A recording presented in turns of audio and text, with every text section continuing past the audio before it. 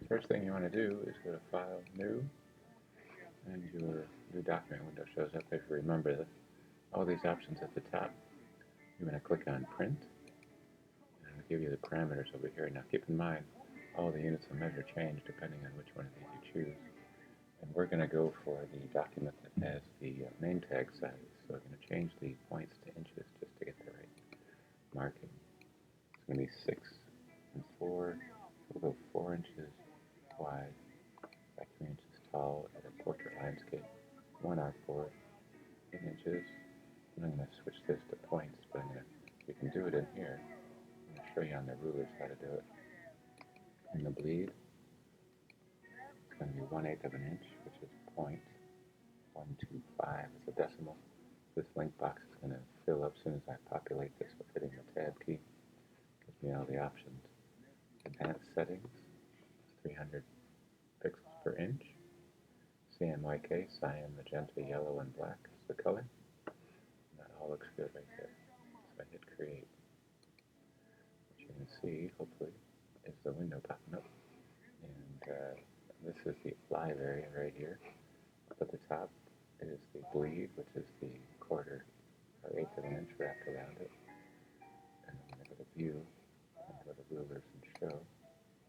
And it's set to inches. If I right click on it or command click, I'm going to change this back to points because it's an easier unit of measure.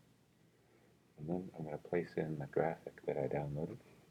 I'm going to go to File, Place, and look at this menu. I'm going to click on, it's always good when you start, it has a thumbnail view, 1-column view, and a 3-column view, and then it has a picture that you can see the date, time, everything added to it here. So I'm going to take a look at the desktop. This is a screenshot I just took of one of these, so I can take a look at that. I can use that, but that's not the image I was in the downloads folder. Click and place this file. If I just click, it'll show it pretty large. So I'm going to undo it. Do it again. It takes you out of the running, so you got to do it again as you go through it. Here's the downloads, here's the image. Over so you can see it.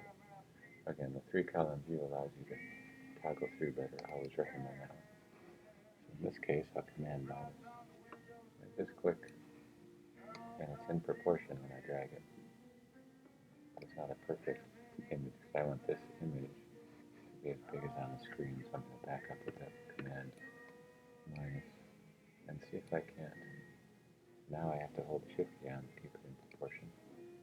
But the blue line's at an angle, so that's why when you take the photographs, you can get a nice photograph. You can use the arrow keys,